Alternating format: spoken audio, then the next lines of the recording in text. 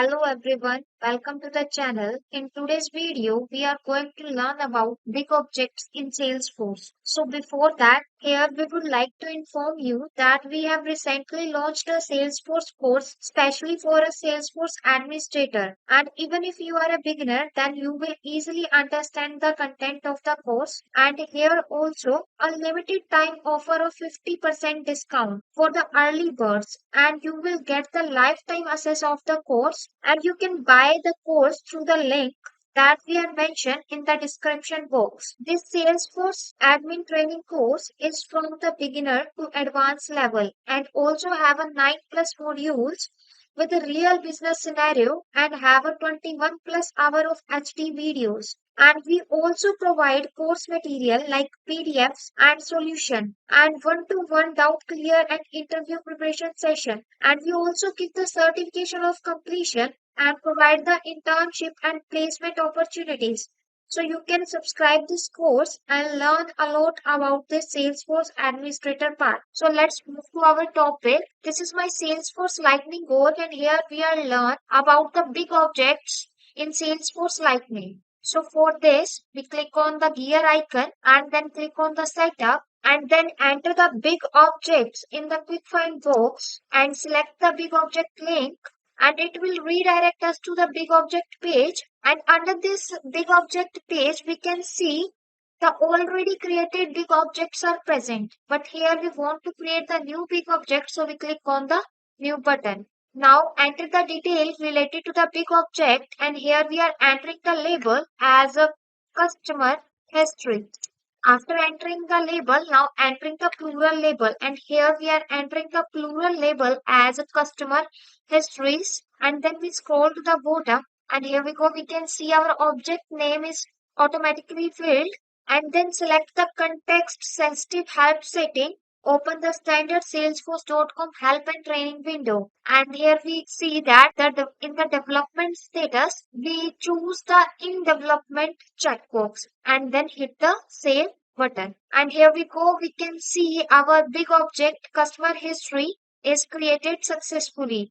Here we can see the singular label, plural label, object name, API name, and the deployment status is successfully created. This is how we can create the big objects in Salesforce Lightning. Now we are discussing about how to create big object custom fields in Salesforce. For creating the custom field, firstly we choose the big object. But here we already created one big object, that is a customer history.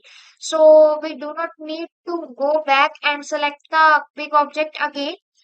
We discuss the custom field inside this custom history big object. So we scroll to the bottom, and here we go, we can see the custom fields and relationship section are present, and here we create the big object custom field. So for this, we click on the new button for creating the new custom field. Now we come to our field type page. Here we choose the field type, and here we are selecting the field type as text area log.